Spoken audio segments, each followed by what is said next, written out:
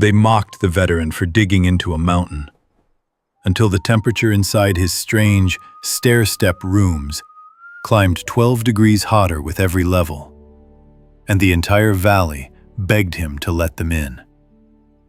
Deep in Montana's Bitterroot Valley, a wounded veteran and his loyal dog built a shelter everyone laughed at. 5 hidden rooms carved straight into a mountainside. But when the coldest storm in decades hit, something unbelievable happened. Heat rose through those rooms like magic, and suddenly, the people who mocked him were fighting to reach his door. Comment below and tell me, where are you watching from today? The cold in Bitterroot Valley had a way of swallowing sound, like winter wanted to keep every noise for itself. On nights when the sky turned the color of hammered steel and the wind scraped across the pines, the valley fell into a silence so deep it felt like the world was holding its breath. That December evening was one of those nights.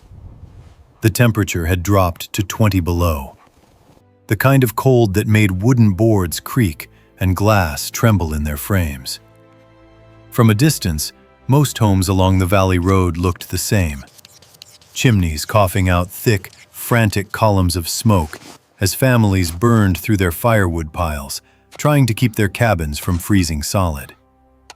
But halfway up the ridge, tucked between 2 old ponderosa pines, sat a place that didn't match the rest. Noah Briggs' home didn't look like much. Barely more than a low, earth-tucked entrance and a slanted roofline hidden under snow. From the road below, you could only see a faint ribbon of smoke drifting upward, thin as thread, delicate as breath. Nothing like the roaring plumes coming from everyone else's chimneys. Folks noticed. Folks always noticed. "Man's not right," someone muttered at the Bitterroot trading post 3 days earlier. "I served. I know what that 1,000-yard stair looks like." "He's living in a hole in the mountain," another voice chimed in. "Dug it himself. I heard he talks to that dog like it's the only soul he trusts." "Heard he came back from Afghanistan different," the first man said, lowering his voice. "Folks say he ain't been the same since whatever happened over there." Rumors spread in small towns the way fire spreads through dry grass, fast, messy, and never quite true. But Noah didn't bother correcting anyone. He rarely went into town except for supplies, and when he did, he didn't linger. He spoke quietly. He avoided crowds. He kept his back to walls and his eyes on exits, a habit burned into him long before he ever saw Bitterroot Valley. That night, while smoke drifted lazily from his hidden chimney, Noah stood at the narrow entrance of his hillside shelter, pulling his coat tighter around him. The cold gnawed at his face, sharp and merciless, but he barely reacted. The wind ruffled his hair, then swept past him into the trees, carrying with it the muted crackle of distant wood stoves fighting to keep families warm. Beside him, Ranger stepped out onto the snow-crusted ridge, moving on his 3 strong legs and 1 stiff one. The German shepherd's left hind leg dragged slightly, the remnants of an old injury that never fully healed. In the moonlight, the scars along the dog's flank looked like soft shadows, reminders of a past neither of them talked about. Not that they needed to. They had lived it together. Ranger sniffed the air, ears pricking, before leaning gently against Noah's leg. Noah lowered a hand and rested it on the dog's head, feeling the warmth under the thick fur. That warmth was one of the few things he trusted anymore, one of the few things that could still settle the restlessness twisting inside his chest. "You cold, buddy?" Noah asked softly. Ranger's tail swished once, slow and steady, as if to say he was fine as long as Noah was near. Below, the valley lights flickered behind frosted windows.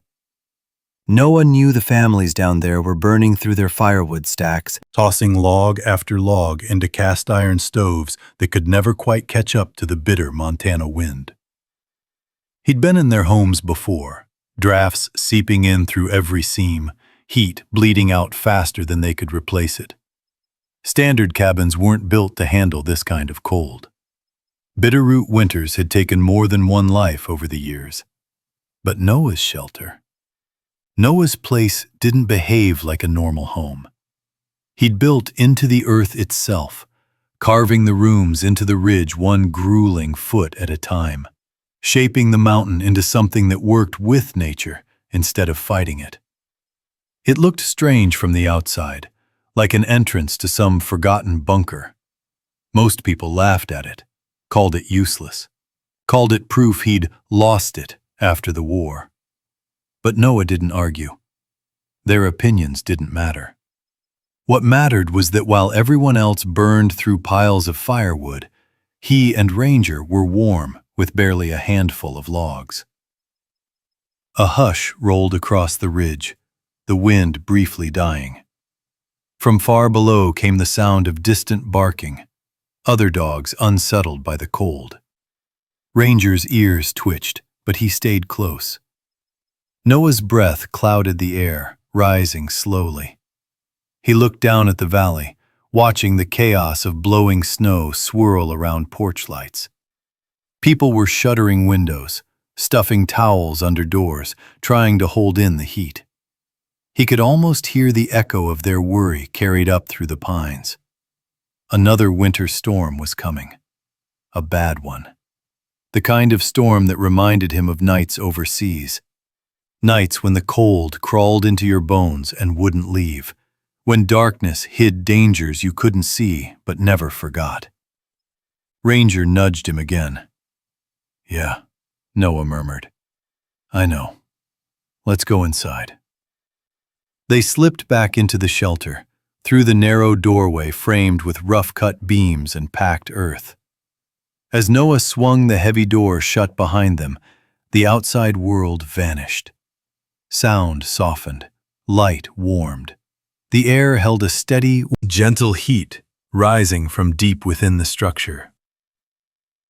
Ranger circled twice before lying beside the wall, near the spot where the floor met the earth.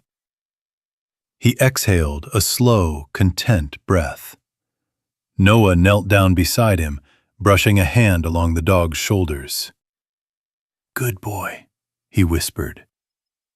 For a moment, peace settled over them. The kind of peace he hadn't known in years, the kind you could only find in a place carved by your own hands, protected by the mountain itself. But outside, across the valley, whispers continued. Lights flickered. Firewood piles shrank by the hour.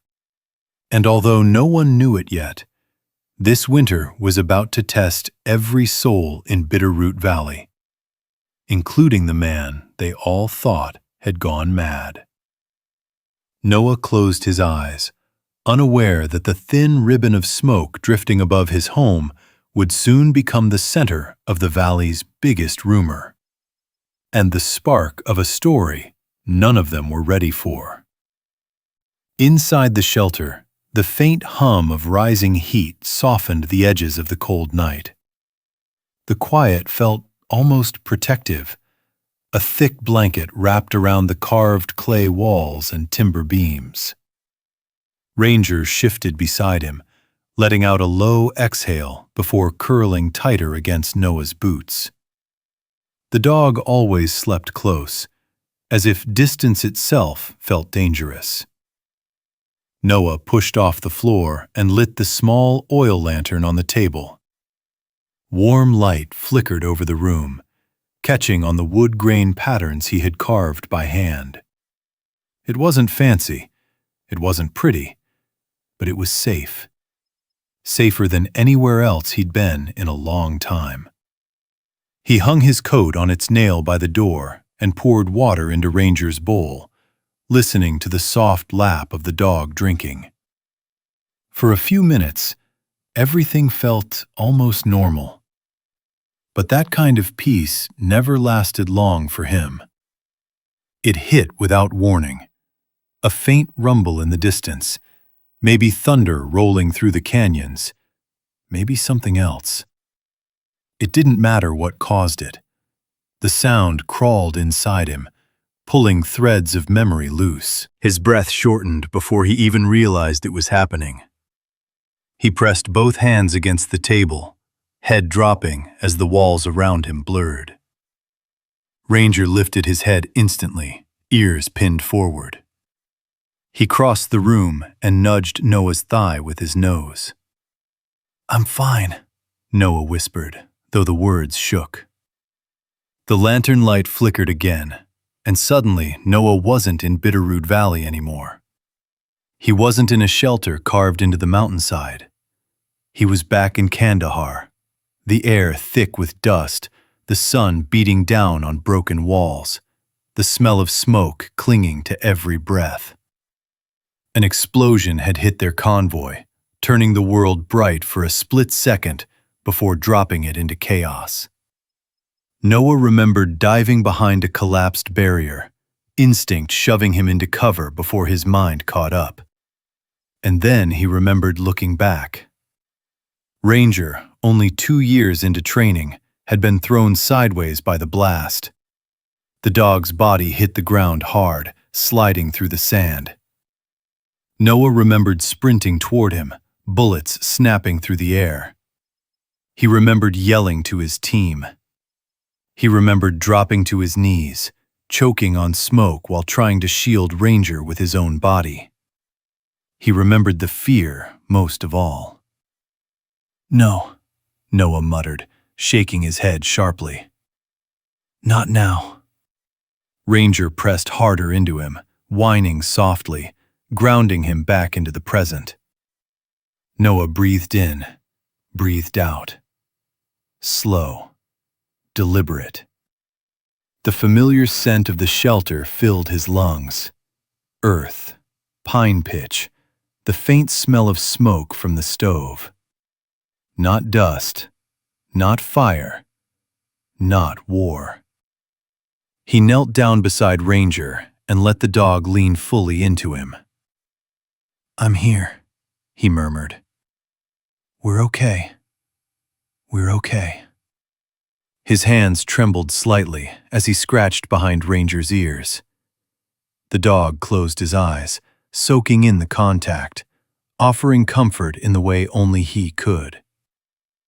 After a long minute, Noah rose and moved toward the narrow shelf where he kept an old metal tin. He hesitated before opening it. Inside were folded papers, worn and creased, the ink smudged by time and the touch of his fingers.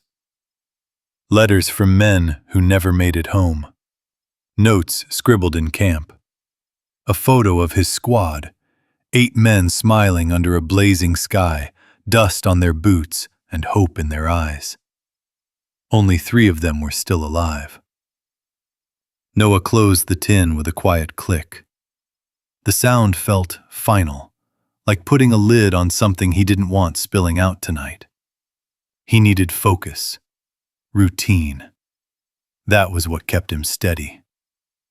He crouched beside the stove door, feeding a small log into the fire. As he closed the iron latch, he noticed the way Ranger limped slightly when shifting his weight. Just a faint hitch, but the kind that tugged at Noah's chest. "You're still hurting," he murmured. Ranger glanced up with that steady, loyal look that said pain didn't matter, not if Noah was all right. Noah knelt and gently checked the dog's hind leg. The scar there felt like a ridge under his fingers, toughened skin, a healed wound, but never fully forgotten. Much like his own scars, the ones no one could see. "You saved my life," Noah said quietly, the words catching. "You always have." Ranger leaned forward until their foreheads touched, a gesture so small, yet so full of understanding it nearly broke something open in Noah. Outside, the wind changed direction, rattling branches along the ridge. The noise snapped Noah's attention toward the entrance. He went still, listening, not with fear, but with the hyper-alertness he couldn't turn off if he tried. Voices carried faintly on the wind, distant, harsh, laughter echoing in the cold. He moved to the small peephole carved into the front wall. Down in the valley, a few porch lights glowed through the blowing snow. Somewhere among them stood the men who whispered about him, who pointed at his thin chimney and shook their heads. He had heard enough of their talk over the years to know exactly what they thought. He's cracked. He's dangerous. He ain't right in the head. Noah stepped back from the peephole, jaw tight. He wasn't angry, not exactly. It was something heavier than that. A tired ache. A quiet resignation that people feared what they didn't understand. He returned to the center of the room and sat cross-legged on the floor. Ranger padded over and settled against him again.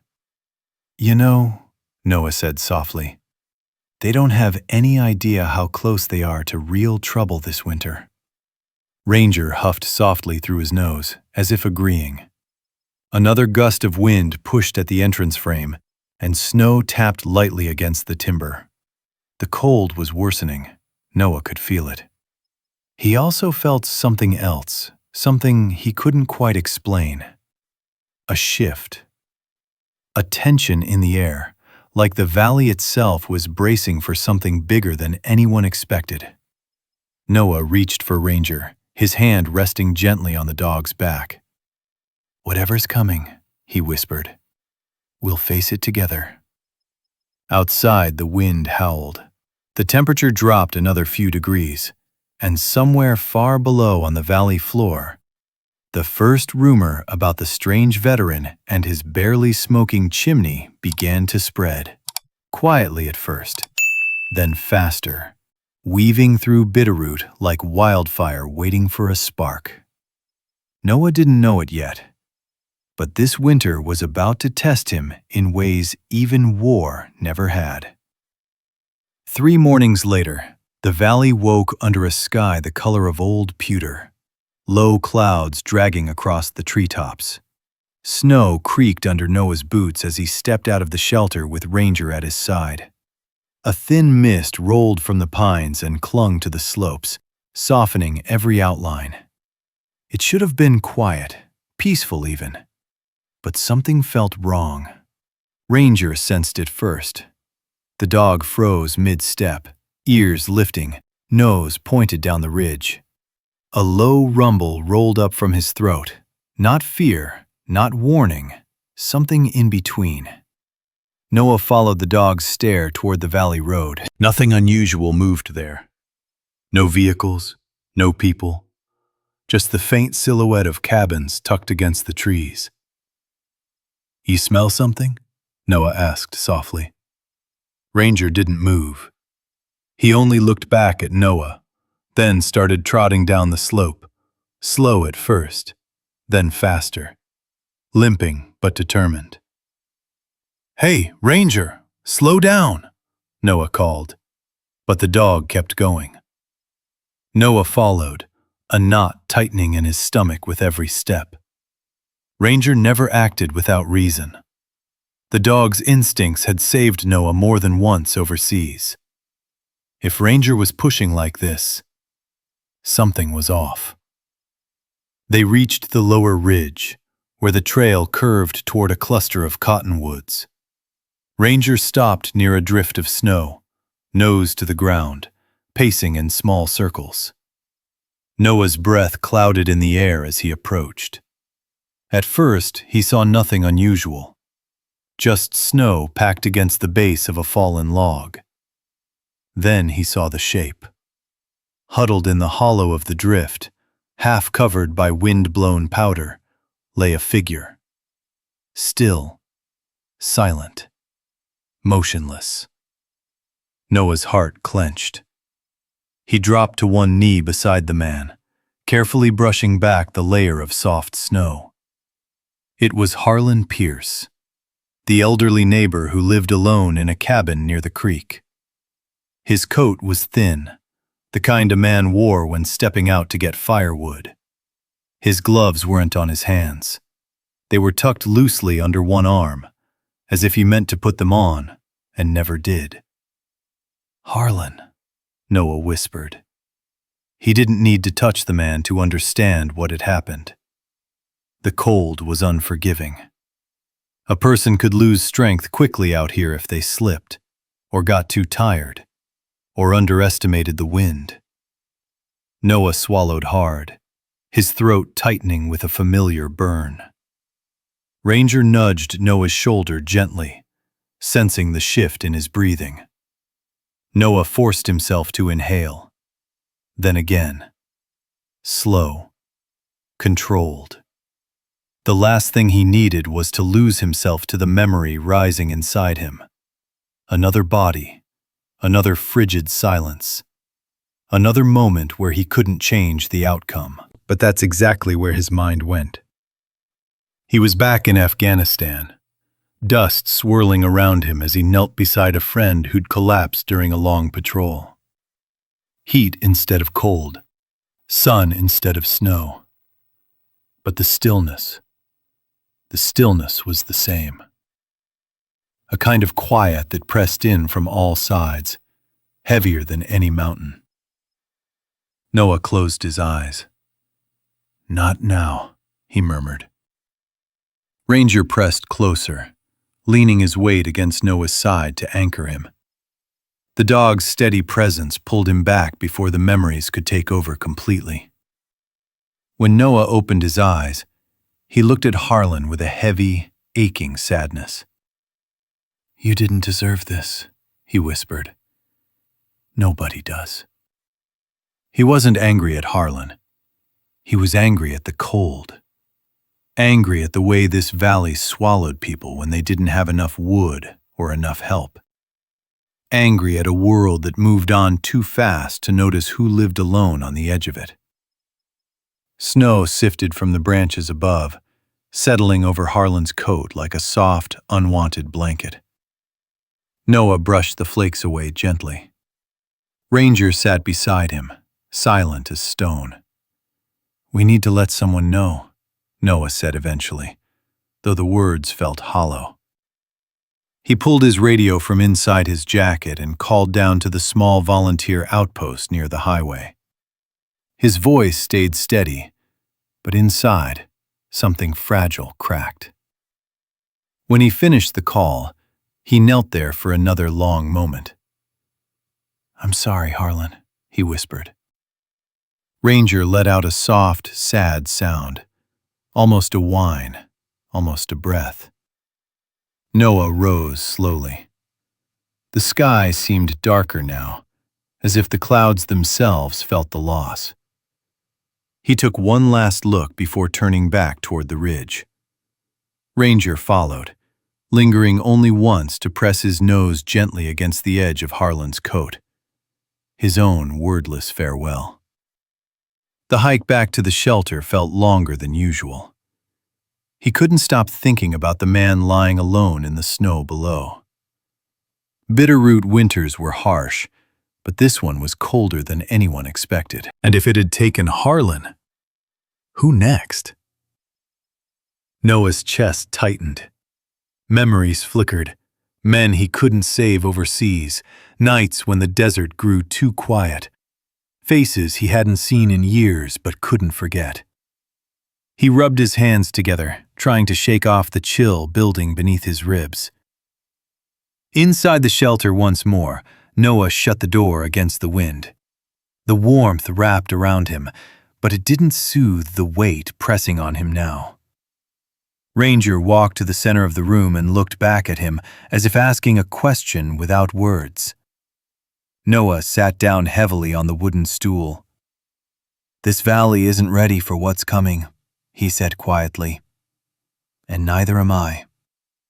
Ranger placed his head in Noah's lap, eyes soft, patient, steady. But tonight, comfort felt harder to hold on to. A man had died just yards from Noah's home. And though he didn't know it yet, Harlan's death would push him toward a decision that would change everything. The land he lived on, the home he built, and the life he never thought he'd rebuild. The winter had made its first move, and Noah Briggs was about to make his. The day after Harlan Pierce's body was taken down to the small clinic near the highway, the valley felt different, emptier somehow, like the cold had carved out a space no fire could fill. Noah barely slept. Each time he drifted off, he saw the old man again, half covered in snow, that same stillness he'd seen too many times overseas. By dawn, he was already awake, sitting on the edge of his cot with his boots half-laced. Ranger lay nearby, watching him with those steady amber eyes that always seemed to read him more clearly than people ever could. "You're right," Noah murmured after a long silence. "We can't just sit here." Whether Ranger understood the words or the weight behind them, the dog rose immediately, tail swishing once with purpose.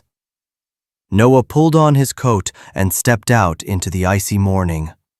Frost clung to the pines like silver dust, and the sky glowed pale blue, still bruised from the night. Ranger walked ahead, head low, sniffing the trail. Noah wasn't sure where he was going yet. He only knew he had to move, had to do something, before the helplessness clawed deeper.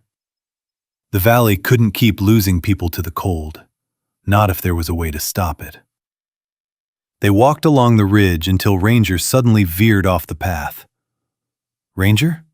Noah paused. "Where are you going, boy?" The dog didn't look back. He moved with intent, nose to ground, tail stiff, each step certain.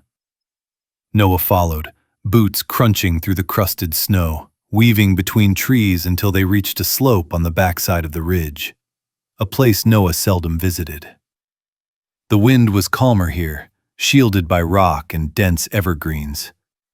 Ranger stopped beside a patch of earth where the snow looked disturbed, not by animals, but by something else. The dog began digging, paws scraping the frozen soil, despite the pain that must have shot through his injured leg. "Easy, easy, Ranger," Noah said, kneeling beside him. "What are you showing me?" He brushed aside the loose snow and felt the dirt beneath. It was softer than it had any right to be in this kind of cold, almost warm in a strange, earthy way. Noah pressed deeper, his fingers sinking into the soil. A memory flickered to life. Training exercises overseas where they built makeshift shelters into hillsides to survive temperature swings. Earth retained heat. Earth protected. Nature didn't need to be fought. It needed to be used. Ranger barked once, sharply, stepping back as if to give Noah room to see the truth. Noah scanned the slope, steep enough to carve into, angled perfectly toward the winter sun, sheltered from the worst of the wind. His heart thudded with something he hadn't felt in a long time. Purpose. "You want me to build here," Noah whispered, almost laughing at the absurdity and the clarity of it. Ranger barked again, tail lifting slightly. Noah stood and looked at the slope, the way a carpenter looks at raw lumber, the way a soldier surveys terrain that could turn the tide. All the scattered training, combat engineering, field shelter construction, mountain survival, clicked together in his mind like the pieces of a long-forgotten puzzle. A thought hit him hard. Maybe the earth could do what wood and stoves couldn't. Maybe a home carved into the ground could hold heat better than any cabin sitting on top of it. Maybe Harlan Pierce didn't have to die. Maybe no one else had to. Noah placed his glove on the hillside and leaned his weight into it. Beneath the thin top layer of frost, the soil felt dense, strong, like it had been waiting for him. 5 levels, he murmured to himself. a staircase in the mountain. Ranger circled around him, excited now, pawing at the earth as if already helping shape the first steps. Snow scattered with each swipe, revealing more of the soil beneath. Noah knelt down, rested his forehead against Ranger's, and whispered, "You saved me once, buddy. Looks like you're about to save this whole valley." He stood back up and began pacing the slope, marking sections with broken branches, measuring distances with the practiced eye of a man who'd built defenses under fire. The idea sharpened with every step. Rooms stacked into the earth, each one deeper and warmer than the last, with a single fire heating all of them. It would take weeks, maybe months. The valley would laugh at him, just like they always did. But he didn't care. He wasn't doing this for their approval. He was doing it because doing nothing had killed a good man. He was doing it because the mountain itself seemed to offer a solution no one else could see. And because Ranger, faithful, wounded, unyielding Ranger, had led him straight to the one place where hope had survived the cold. Noah drew in a breath, long and steady. "All right," he said to the slope, to Ranger, to the winter air that carried both danger and possibility. "Let's build something that actually works." Ranger gave a small howl, a sound that echoed through the trees like a battle cry. With renewed resolve burning in his chest, Noah grabbed his shovel from where it leaned against a pine. The metal was freezing against his glove, but his hands felt steady for the first time in weeks. He plunged the blade into the mountain. Snow broke, earth shifted, and with that first scoop of dirt, Noah Briggs began building the shelter that would change everything. Not just for him, but for every soul in Bitterroot Valley. Above them, the clouds thickened, hiding the sun. The next storm was coming. But for the first time since winter began, Noah wasn't afraid of it. He was building a way through it, and he wasn't building alone. For the next several days, Bitterroot Valley echoed with the rhythmic scrape of Noah's shovel cutting into the hillside. Each dawn began the same, Noah stepping out into the brittle air, Ranger limping faithfully beside him, the two of them approaching the slope with a shared sense of purpose. Snow drifted down from the pines like slow-falling ash as they worked. The mountain resisted every inch he carved, but he pushed back harder. By the end of the first week, he had shaped the outline of the lowest terrace, 14 feet wide, 12 feet deep. It didn't look like much yet, just a hollow carved into the ridge, but Noah saw the future in it. He could already imagine the heat it would hold, rising into the levels above it like a stacked lantern. Ranger dug beside him, even when his injured hind leg trembled from exertion. Noah tried forcing him to rest, but Ranger only dropped beside him for a moment, then shoved his head under Noah's elbow, as if reminding him who had led him here in the first place. "Stubborn fool," Noah muttered fondly. "You're worse than I am." But by mid-afternoon on the 8th day, while Noah stood catching his breath, Ranger's ears lifted. His tail stiffened. He stared downhill toward the valley road. Noah turned just as 3 snowmobiles buzzed into view, their engines whining across the open clearing between the pines. Kyle Turner was in the lead. Noah felt his jaw tighten. Kyle wasn't a bad man, just loud enough to drown out good sense. He owned a logging truck, 2 big red snowmobiles, and a mouth that never seemed to close. Behind him rode Trevor and Mason, young men with more opinions than experience. Kyle cut the engine and let out a sharp laugh the moment he saw the carved hillside. "Well, I'll be damned," he said, hopping off his snowmobile. "Thought folks were exaggerating when they said you were digging a bunker." Trevor chuckled, pulling out his phone. "Look at this thing. It's like he's building a graveyard condo. Mason whistled low. A staircase for the dead. The cold wind whipped their voices up the slope. Ranger growled, stepping between Noah and the group, fur lifting slightly along his spine. Noah raised a hand. Easy, boy. Kyle spread his arms out in mocking admiration. Well, Briggs, gotta hand it to you. Takes a special kind of crazy to do all this. You expecting the world to end up here on this ridge? Trevor lifted his phone higher, recording every second. Dude, this is gold. People online are gonna eat this up. Noah scraped his shovel into the dirt again, refusing to look at the camera. He'd learned long ago that feeding fools gave them more appetite. Silence was safer. Simpler. But silence didn't stop the sting. Kyle stepped closer, boots crunching. Hey, no hard feelings. Folks talk, you know.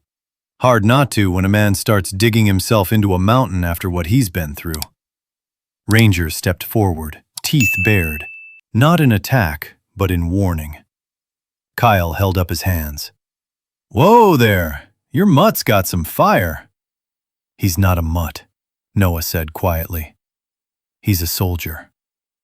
Trevor snorted. Yeah, so is Briggs apparently. Look at this digging operation. PTSD must have hit him sideways. Mason laughed. Bet he'll sleep underground like a prairie dog. Maybe eat roots, too. Something inside Noah pressed tight, like a knot forming beneath the ribs. Not anger. He knew anger well. This was something else. An old, quiet humiliation he thought he'd buried long ago. Kyle slapped the side of his snowmobile. Come on, boys, let the mountain man do his thing. He called back over his shoulder. Hey, Briggs, if you get lost under there, holler real loud. Maybe we'll hear ya. Laughter echoed through the trees as the engines roared back to life. Snow kicked up behind them as they sped away, leaving the ridge shivering with silence. Noah didn't move. Ranger nudged him gently, sensing the stillness that had settled over his bones. Noah finally exhaled, long and low. I'm all right, he whispered, though he wasn't sure he believed it.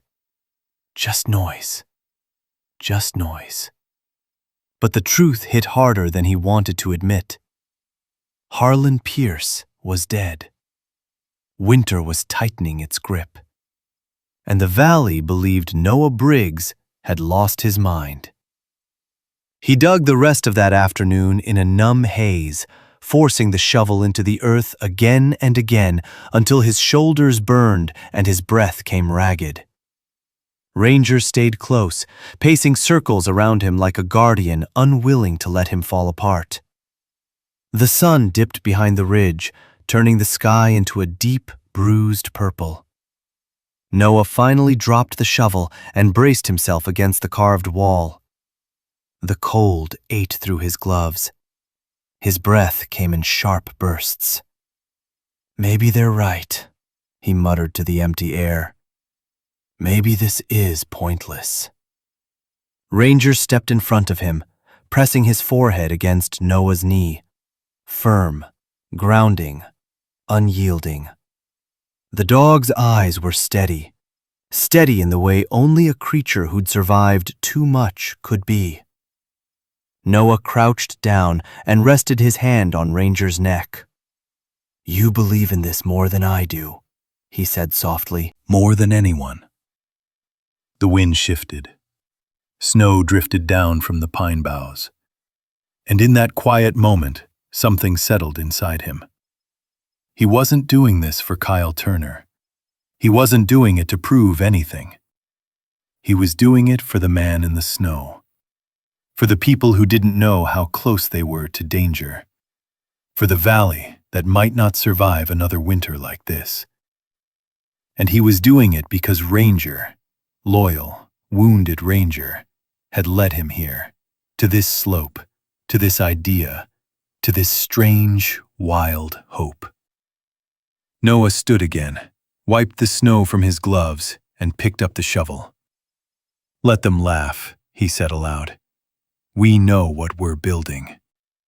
Ranger barked once, sharp, approving, ready. The shadows lengthened across the mountain. The cold deepened. But Noah Briggs and his dog carved on, side by side, through soil and stone and doubt. The valley could laugh all it wanted, because someday soon, every one of them would see exactly why he dug into this mountain, and why the laughter would not last. Winter tightened its grip on Bitterroot Valley as Noah and Ranger carved the mountain into something that resembled a shelter only in Noah's imagination. The work was punishing. Long hours of hauling dirt, splitting logs, shaping beams with frozen hands. But the rhythm kept Noah steady. Each swing of the pickaxe dulled the sting of mockery. Each shovel of earth felt like reclaiming a part of himself he'd lost overseas. By the third week, a raw staircase of terraces wound up the slope. From afar, it looked like scars slashed across the mountainside, each level cut 8 feet higher than the one below it. Up close, it looked like grit and stubbornness made physical. At sunrise one morning, Noah and Ranger stood before the forming structure, the breath of both man and dog fogging the air. Snow powdered the top edges of each terrace, turning the whole hillside white and silent. Noah exhaled slowly, eyes tracing each level. "All right," he murmured. "Let's make these rooms real." Ranger barked once, as if giving the order to move. The bottom level came first, a chamber Noah reinforced with logs he'd cut from the thickest pines on the ridge. He notched each beam with careful precision, hands steady, even when the cold made his fingers stiff. Ranger stayed close, lying nearby when Noah knelt, pacing circles when Noah strained under heavy loads, always watching, always guarding. Inside that first room, Noah shaped the hearth, a stone-lined pit where the single fire would burn through winter. He ran his gloved fingers along the stones, imagining heat filling the space, imagining how it would climb naturally to the rooms above. He could see it so clearly. But seeing wasn't enough. They moved on to the second level. This chamber sat deeper into the ridge, and Noah built it with half-log, half-earth walls. He carved a narrow vertical shaft at the back, using the mountain itself as his guide. The air from the lower chamber would travel through this shaft, warming the next level like a chimney of heat. Ranger watched him as he worked, head tilted. When Noah paused to catch his breath, Ranger nudged him gently, reminding him he wasn't alone. "Thanks, buddy," Noah whispered each time. The third level took the longest. By then, Noah's shoulders ached constantly, his breath forming clouds that drifted into the mountain and faded like ghosts. Each evening, Ranger limped a little more, but refused to stay behind.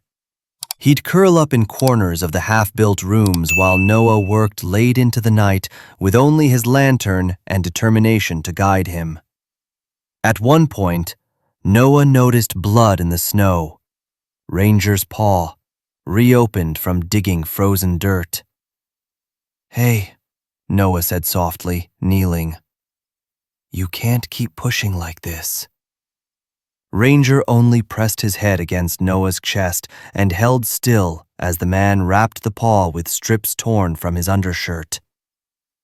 "You're all heart," Noah murmured. "You always were." By the time they reached the fourth level, exhaustion had become a companion. But something else had grown too, a sense of rising purpose. The higher Noah built, the more the project felt less like survival and more like redemption. Every beam he placed felt like stitching a wound closed. Every packed wall felt like building toward a second chance he hadn't believed he deserved. The fourth room was nearly fully buried in earth. Its walls were solid clay, naturally insulated, naturally warm. Noah knew this would be one of the hottest chambers once everything worked.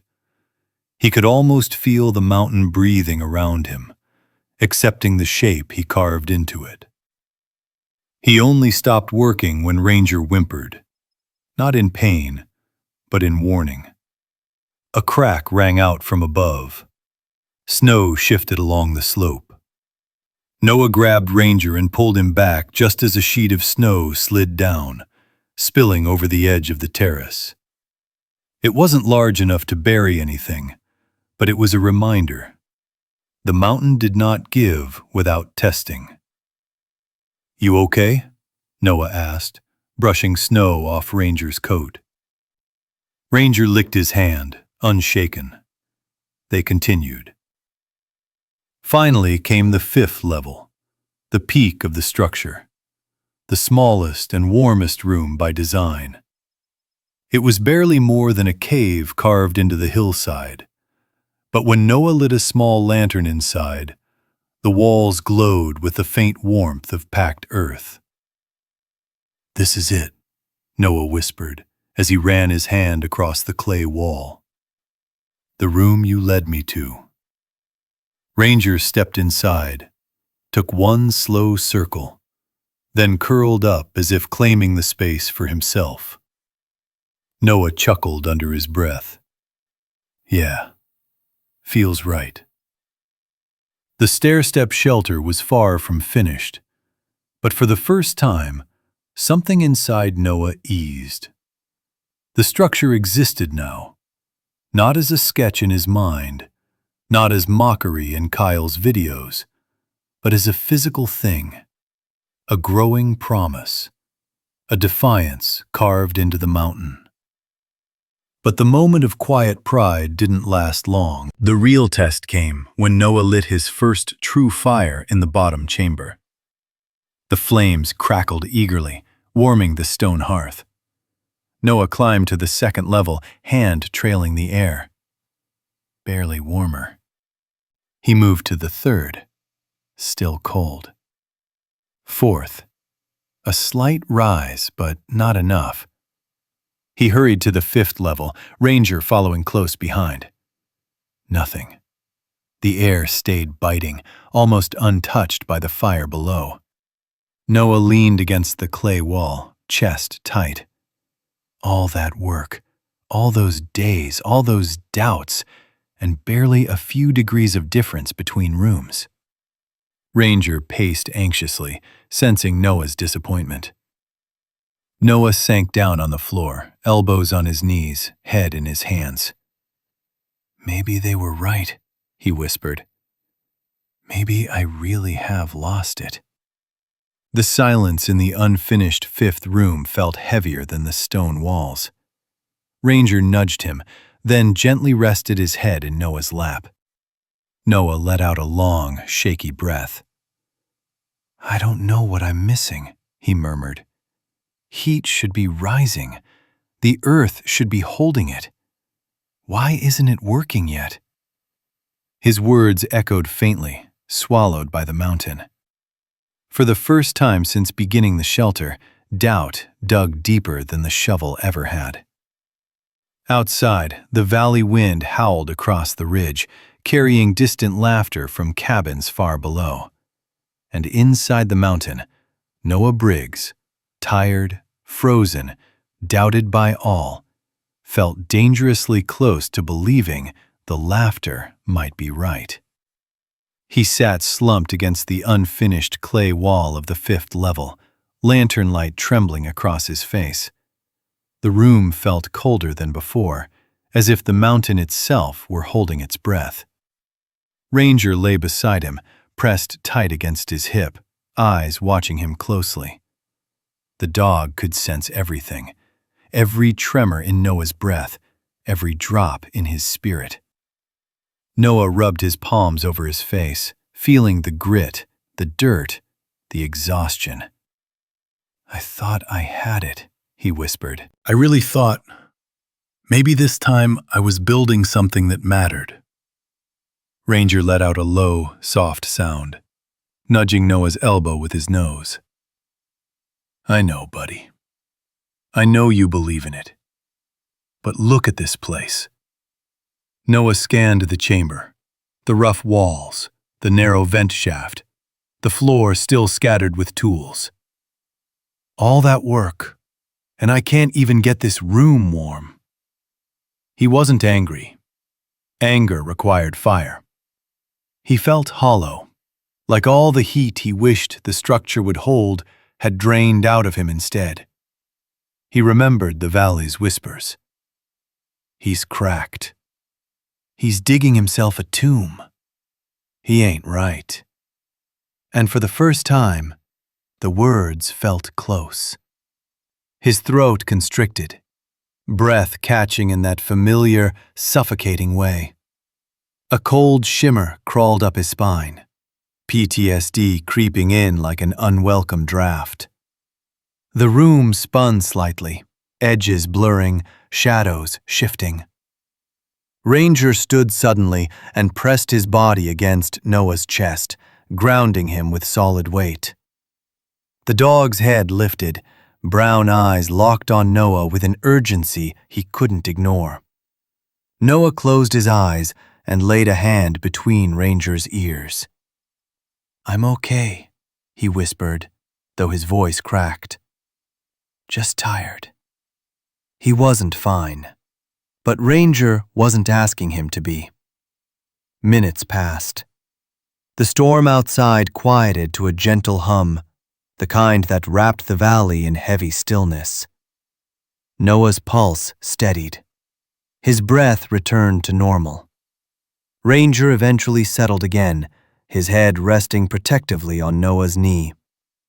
The lantern flickered low, shadows swaying along the ceiling.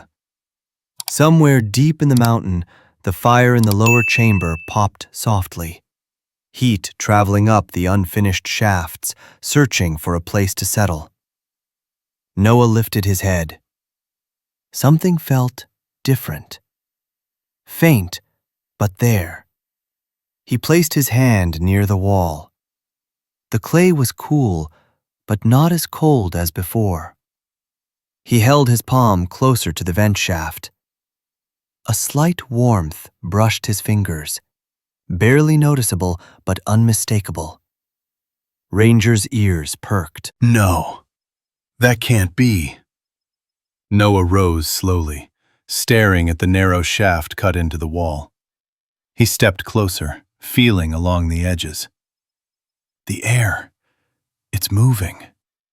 Ranger wagged his tail, sensing the shift in Noah's energy. "It's not enough," Noah said quietly. "But it's something." He moved back down the carved steps through each level, checking the air with his hand.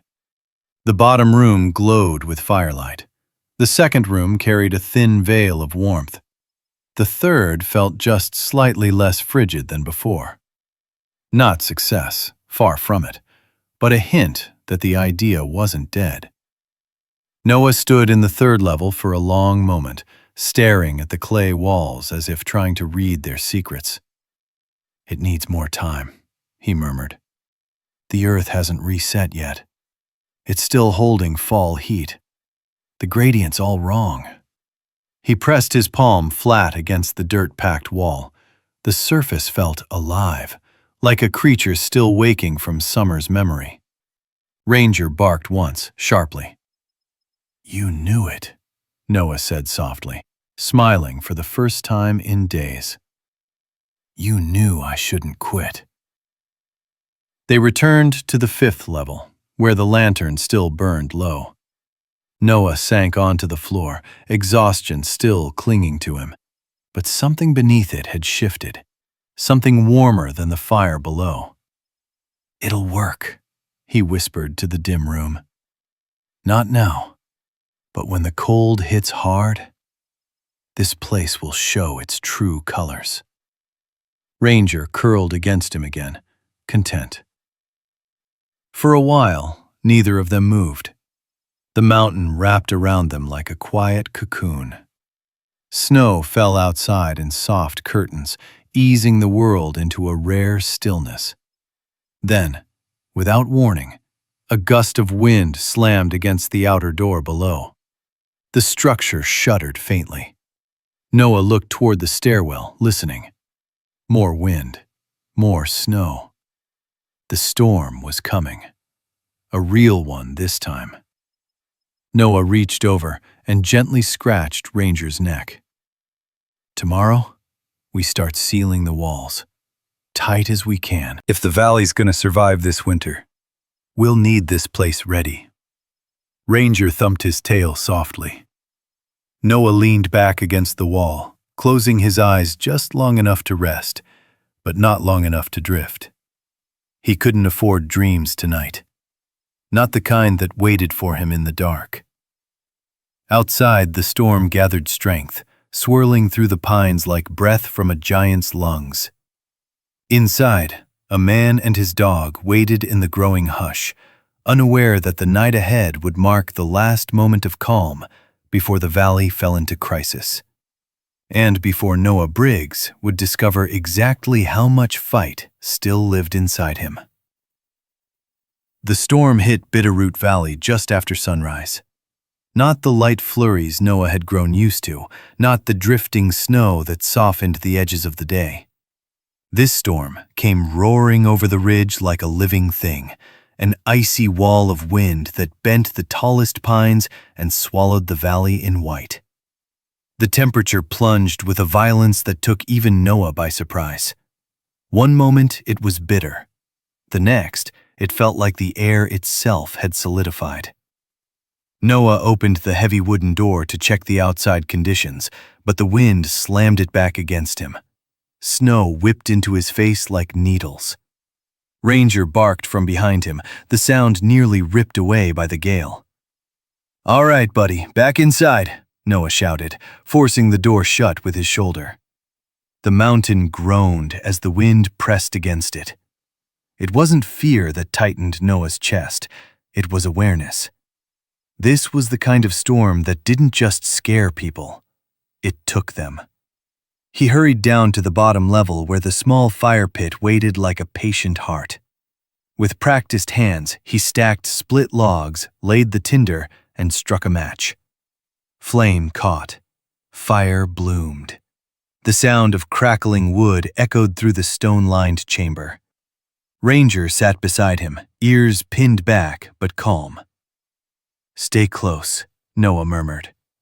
Heat rose slowly, drifting into the vertical shaft behind them. The shelter responded like a living body, drawing warmth upward, holding it, learning how to breathe. Noah grabbed his thermometer and climbed to the second level. The wind outside howled like a freight train, shaking trees, sending distant booms of falling branches echoing up the ridge. But in the chambers, the air held steady. He raised the thermometer. 58 degrees. Not warm, but survivable. He moved up to the third level. Ranger limped behind him, but with a stubborn determination that made Noah slow his pace just enough for the dog to keep up. Third level, 68 degrees. He blinked. That couldn't be right. He checked again. 68. A 10-degree jump. His heart kicked. He hurried up to the fourth level, lantern swinging in his hand.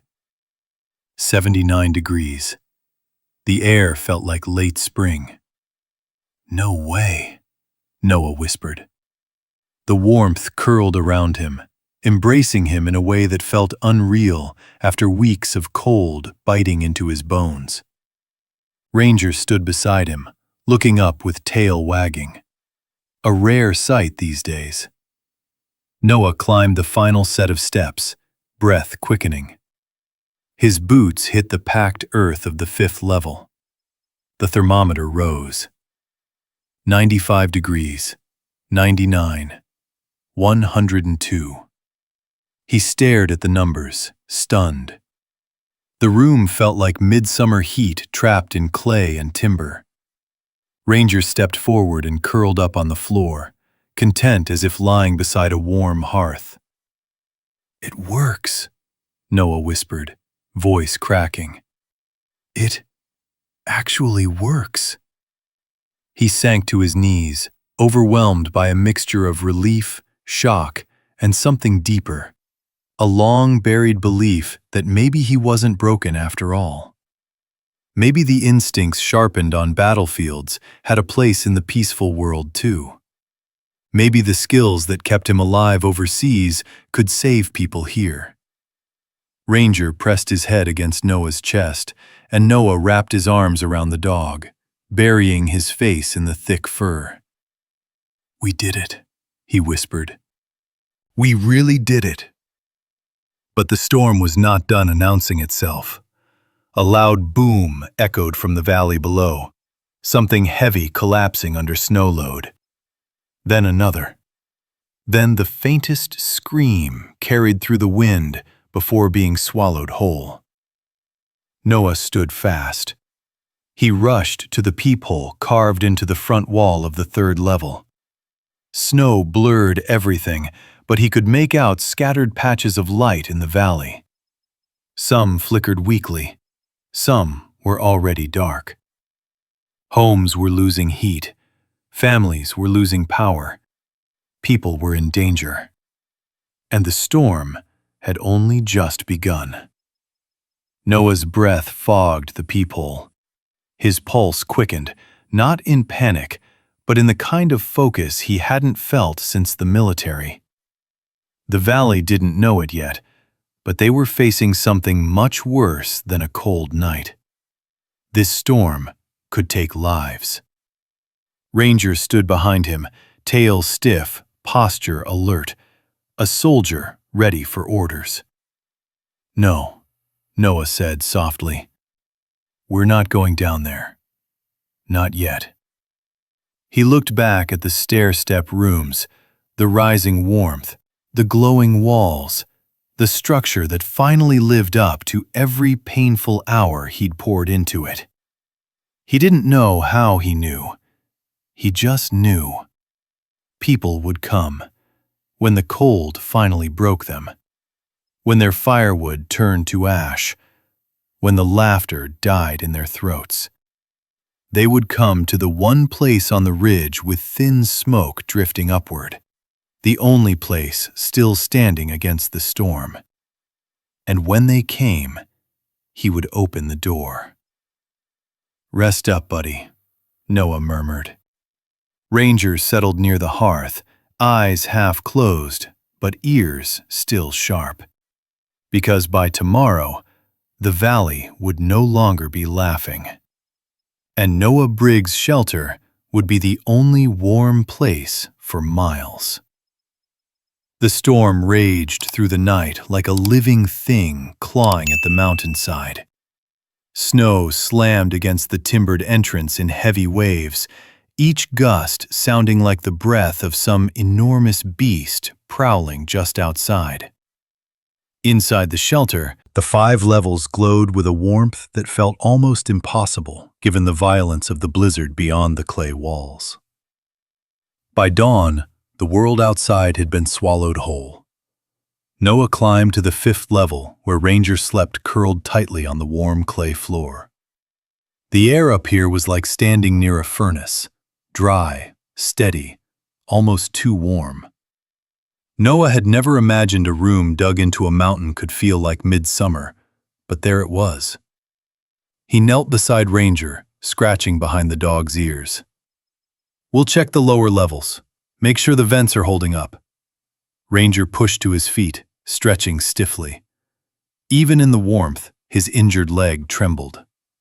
Noah noticed, but the dog's determined stare said what words couldn't. "I'm still with you. Let's go." They descended the steep earthen steps.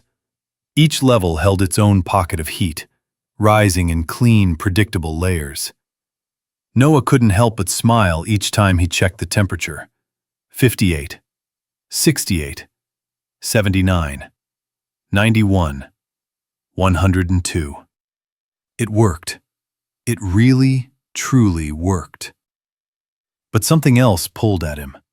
An unease threaded into the quiet, like the mountain was holding its breath. He listened.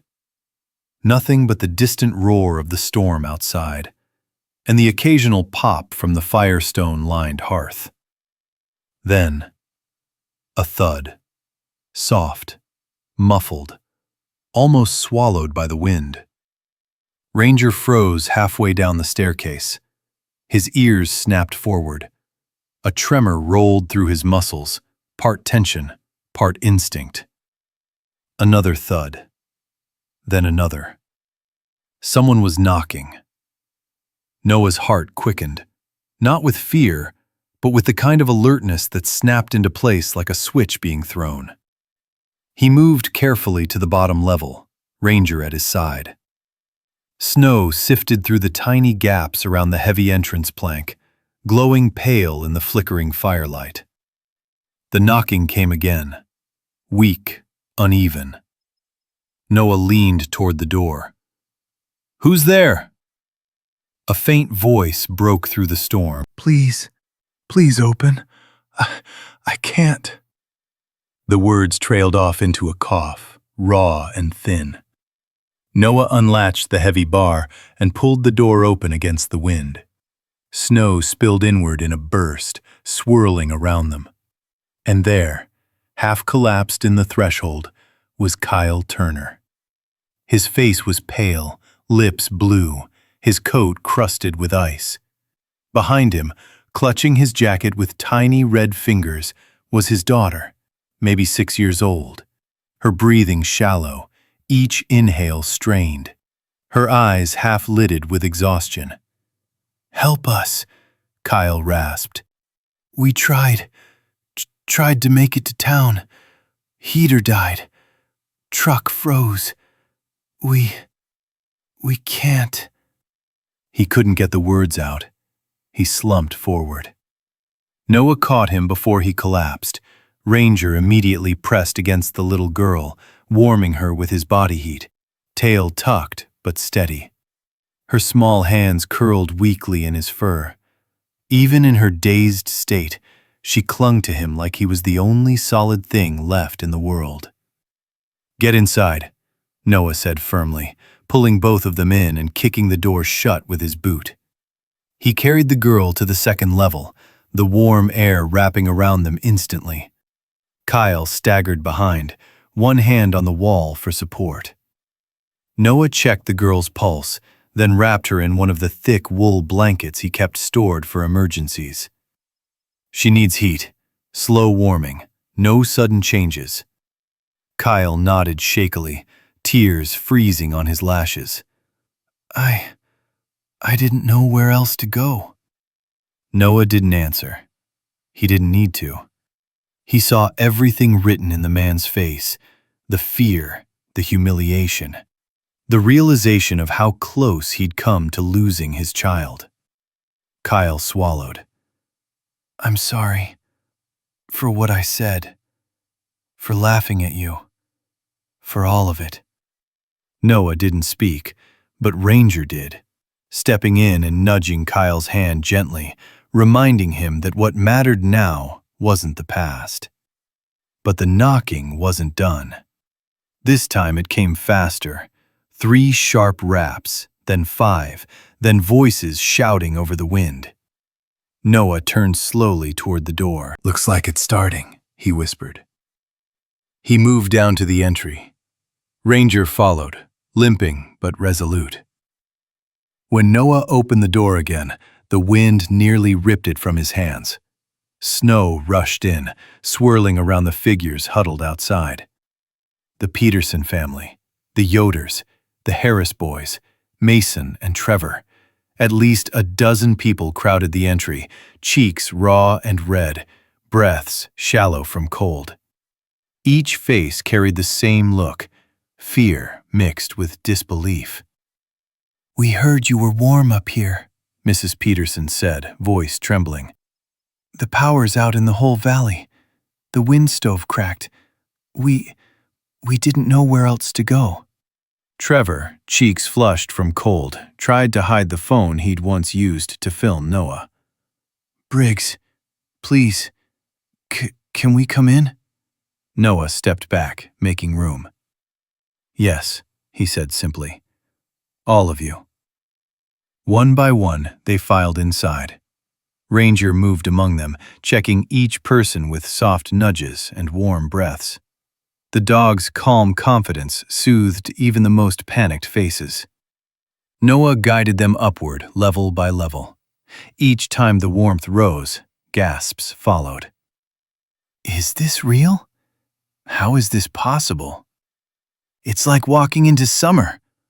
And as they reached the top, where heat pooled like a gentle tide, Noah saw something shift in their expressions. Respect, awe, acknowledgement. The laughter was gone. The mockery was gone.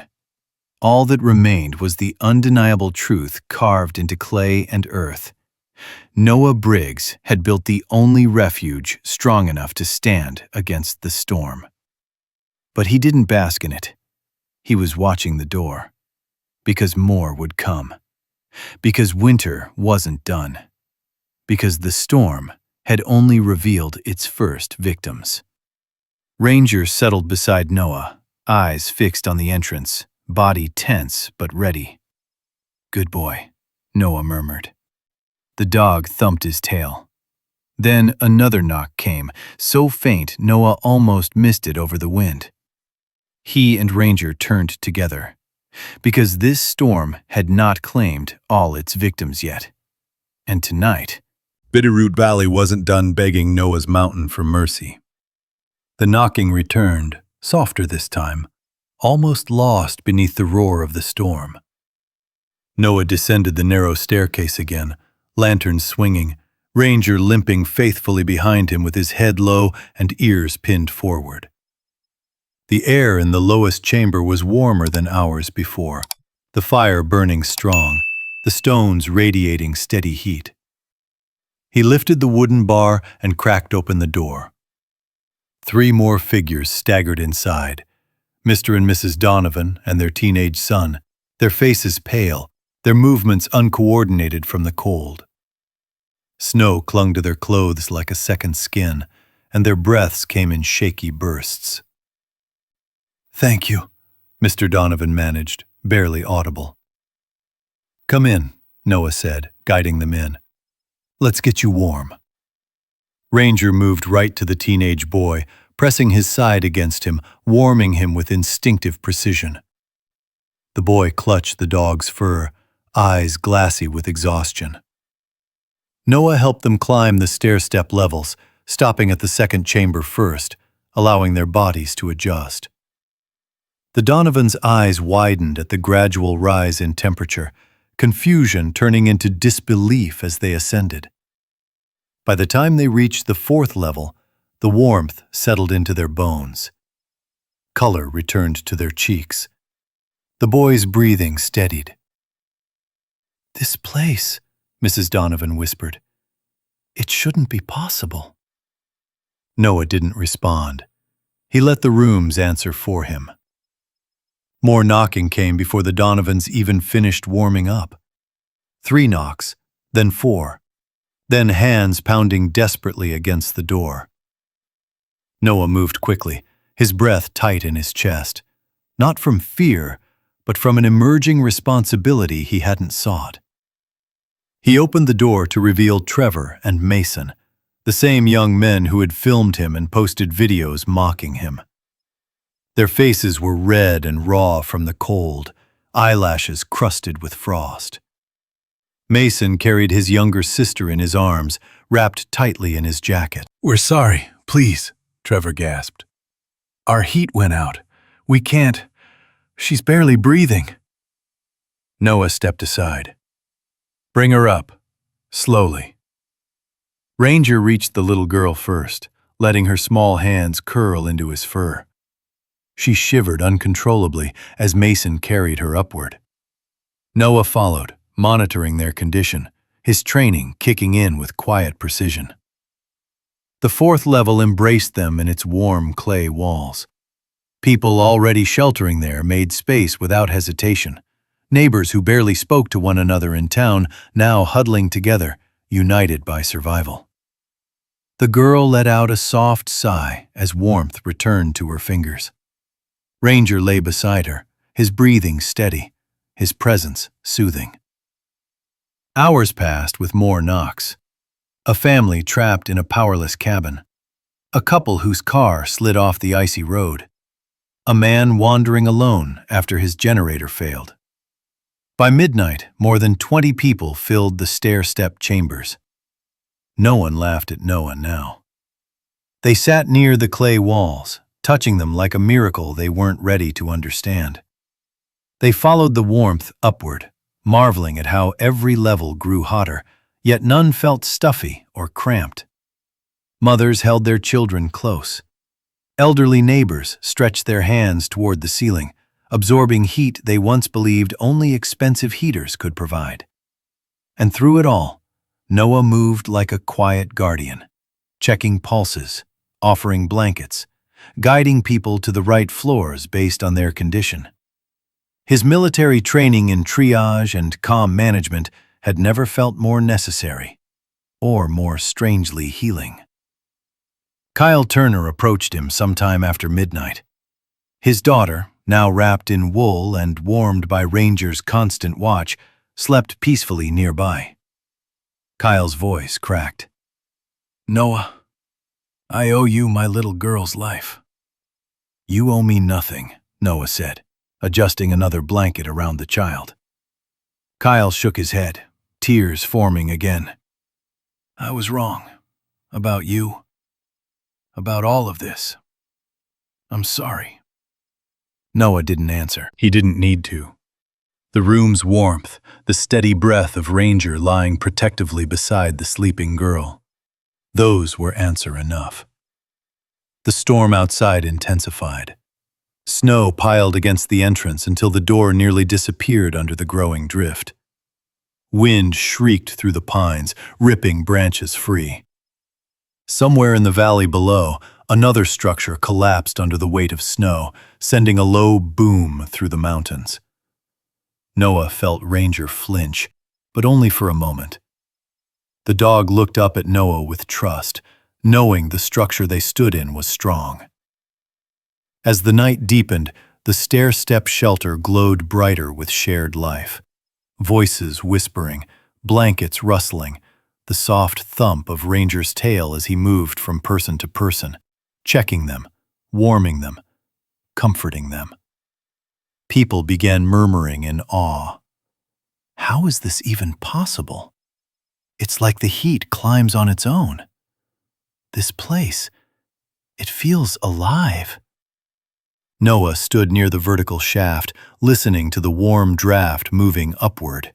Soft, steady, natural. "It's the earth," he finally said. "The mountain holds heat. I just helped it do what it already knew how to do." "You built this," Trevor said softly. "With your bare hands." Noah shook his head.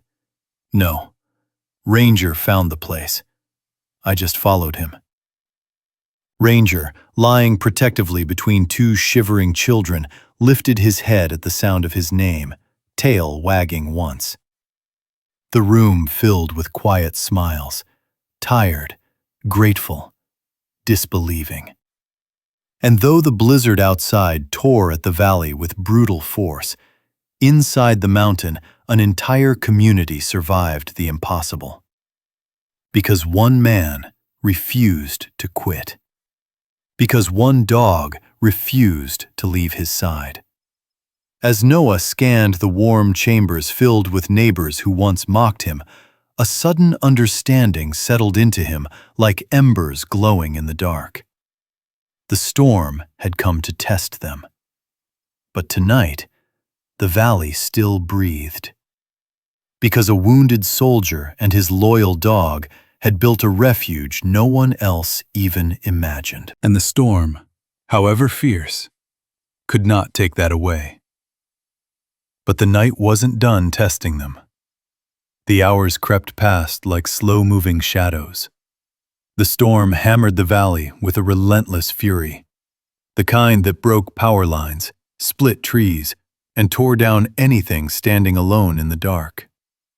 But inside Noah's stair-step shelter, the air hummed with a steady warmth. Soft, rising, alive. Families whispered to each other. Children slept in bundled pockets of blankets. Older neighbors rubbed warmth back into their stiff hands, sighing as feeling slowly returned. Ranger moved through the crowd like a silent guardian, checking on each person with gentle nudges and warm breaths. His injured leg trembled, but he didn't stop. He simply limped forward, carrying out his self-appointed duty. Keep them all safe. Noah watched him with quiet gratitude from the third level, leaning against the clay wall. His own body was exhausted, muscles tight, eyes burning with fatigue. But what weighed on him more were the memories swirling at the edges of his vision. A collapsed market in Kandahar, dust filling the air, the sound of a child coughing through smoke.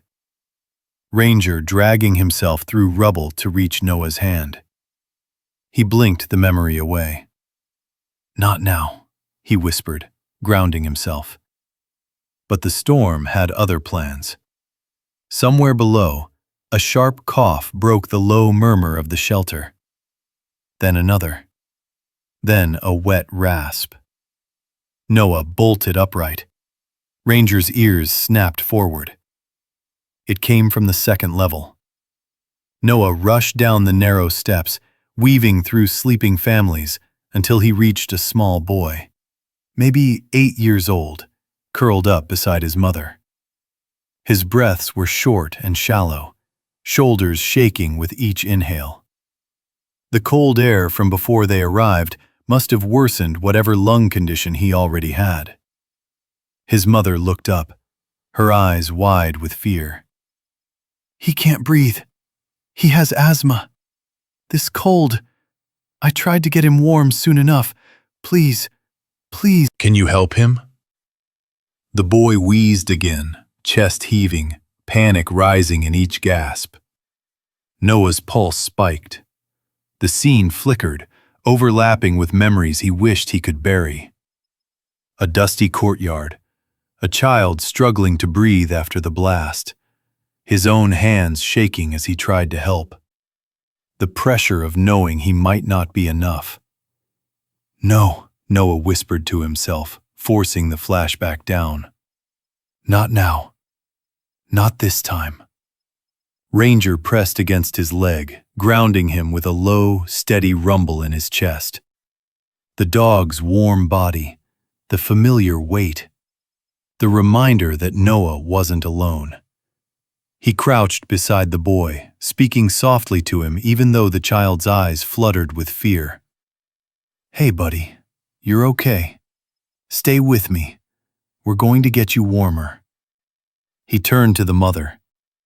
"We need to move him up. Higher levels are hotter. That'll help open his lungs." She nodded desperately. Noah scooped the boy into his arms. The child's skin was cold against his own, and each little wheeze felt like a punch to Noah's chest. Ranger trotted ahead, clearing the stairway, checking each landing before Noah stepped up.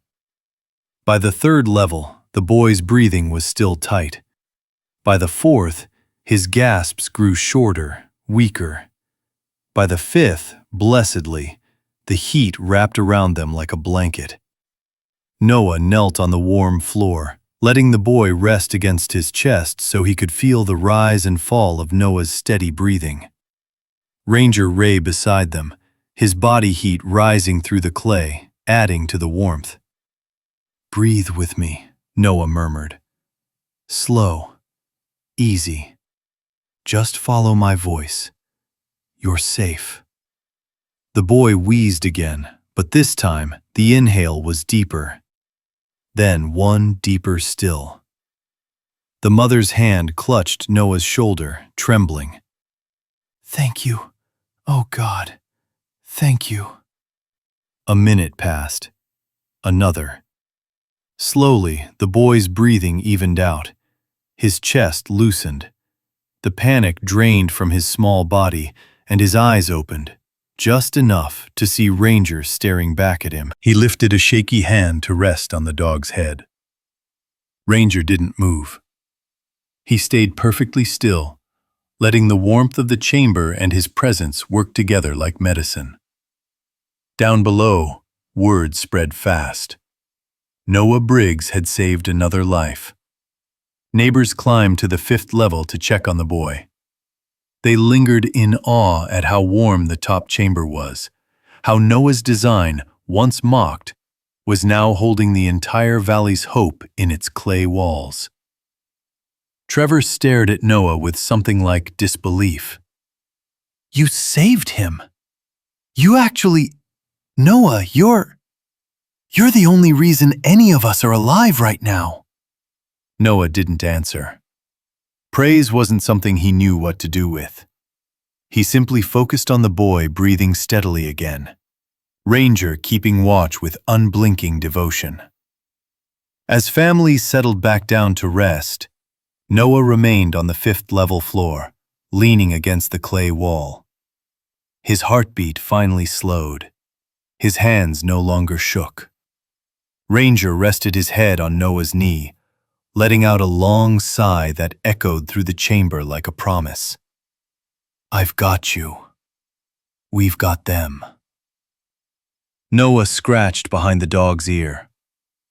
You did good, buddy. Outside, the storm howled and cracked and roared. Inside, a wounded soldier and his dog had become the only heat left in Bitterroot Valley. And in this carved-out mountain, warmth wasn't just measured in degrees. It was measured in lives saved, in breaths steadied, in fear quieted. And before dawn, the shelter would be the only reason the valley still had hope. The storm finally broke sometime near sunrise. The first sign wasn't light, it was silence. A deep, heavy, unnatural quiet that rolled across the mountainside like the whole world had stopped to take a breath. Inside the Stair-Step shelter, people stirred from uneasy sleep. Mothers checked on children. Neighbors helped neighbors sit up, stretch their arms, test their legs. The air was warm, still rising softly level by level the way Noah had designed it. Even after a full night with dozens of people inside, the shelter held its strength. Noah pushed himself to his feet. His back ached from hours sitting on the clay floor. His eyes burned from fatigue, but there was a steadiness in his chest he hadn't felt in years. Ranger stood too, slowly, carefully, his injured leg trembling. But the dog's posture was proud. He scanned the room like a seasoned guard, making sure every last person was accounted for. Noah scratched behind his ear. Good work, Sergeant. Ranger thumped his tail in reply. A soft knocking came, not from the storm this time, but from someone clearing snow off the front entrance. A voice followed. Hello in there. Anyone safe inside? It wasn't fear in the voice. It was relief. 2 county engineers fought their way through the snowdrift and into the entry, stamping off frost and blinking at the warm glow. Behind them stood a sheriff's deputy and 2 volunteers from the town rescue squad. The moment the warmth hit them, all 4 men stopped mid-step. What in the world? The deputy breathed. Noah guided them up to the 3rd level to explain. People shifted aside respectfully, watching with quiet pride as the rescuers looked around with widened eyes. You built this? One of the engineers said, touching the clay wall, feeling the heat radiating through it like a living thing. I did, Noah said. But not alone. He nodded toward Ranger, who sat tall at his side, chest puffed out, tail brushing rhythmically against the floor. The men smiled, exchanging looks. "Your dog helped you find the site?" "He found the right ground," Noah replied. "The mountain did the rest." The engineers spent nearly an hour climbing all 5 levels, touching stonework, inspecting the vertical heat shaft, marveling at how each chamber held a different temperature. They took careful notes, scribbling as if afraid to miss a single detail. "This could change winter survival in the whole valley," one said, shaking his head in amazement. Maybe the whole state. We need to map it out, build more, teach this. People need to know. Noah nodded, though embarrassment flickered across his face. "It's nothing fancy, just good earth and steady heat." Kyle Turner stepped forward from the group of neighbors. "Noah, it saved us. Saved my little girl. There's nothing just about that." Others joined in, voices soft with gratitude, heavy with emotion. "You saved my mother's life." "My generator blew. We wouldn't have made it." "You kept our family safe." Noah slipped a hand into Ranger's fur, grounding himself. Praise was never something he wore comfortably. But hearing it now, it didn't sting. It didn't bring shadows. It felt honest, earned. The engineers moved to the 5th level next, where the clay ceiling still radiated deep warmth. They knelt in wonder. "This room's over 100 degrees, one murmured, "without a heater, without fuel. Just physics and smart design." "And a lot of stubbornness," Noah admitted with a small smile. Ranger barked once, as if confirming the statement. They descended again, gathering near the central hearth. The rescuers passed out rations and emergency blankets, though most people didn't need them, thanks to Noah's shelter. The deputy cleared his throat. "When the thaw begins, the county wants you to come down to town hall. Share the plans. Let us help build more of these across the valley." "Not for credit," Noah said quickly. Old habits, old scars made him tense at the idea of attention. "I don't need recognition." "We're not offering credit," the deputy replied gently. "We're offering partnership. You saved this valley last night. Let us help you save it again." Ranger leaned into Noah's leg, steadying him. Noah nodded. "All right, I'll help." That simple acceptance, so small, so quiet, felt like a gate unlocking inside him. A door to a life he thought he'd lost years ago. The room seemed to exhale with him. Eventually, People began preparing to leave. The storm outside had weakened, letting gray light seep through cracks in the door. Families bundled together, pushing toward the exit, some hugging Noah before leaving, others patting Ranger on the head. Every single person paused before they stepped out into the thawing world. "Thank you. Bless you, Noah. You saved us." Noah said little in return, but he listened to every word. At last, only the rescue workers remained, and Ranger, who watched the door like a final guardian of the night. One engineer approached Noah again. "We'd like to record a full layout and build guide for this shelter. It could help people for generations." Noah glanced around the warm chambers, the clay walls, the stone floors, the vertical shaft humming with soft heat.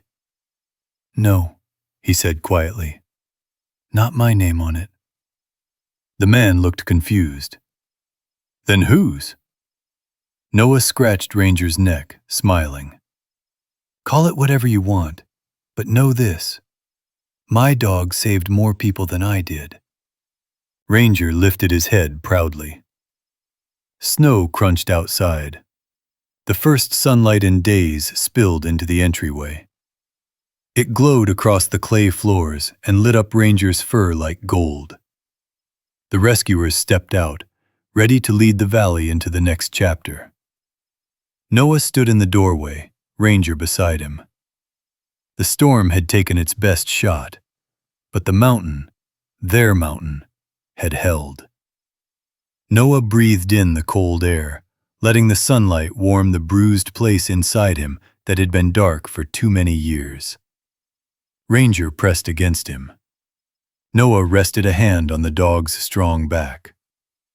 "Let's go home, buddy," he murmured. And together, they stepped out into the new morning. A soldier and his loyal dog, guardians of a warm refuge carved into the bones of the earth. A place that had saved a valley. A place that would save many more. A place built by a man who thought he had nothing left. And a dog who always knew better. If this story moved you, even just a little, drop a simple 1 in the comments so I know you're still here with us. Your small comment helps more than you think, and it tells me you want more stories like this one. And if you haven't already, make sure to subscribe, because the next tale of courage, loyalty, and survival might be the one that stays with you long after the screen goes dark. I'll see you in the next story.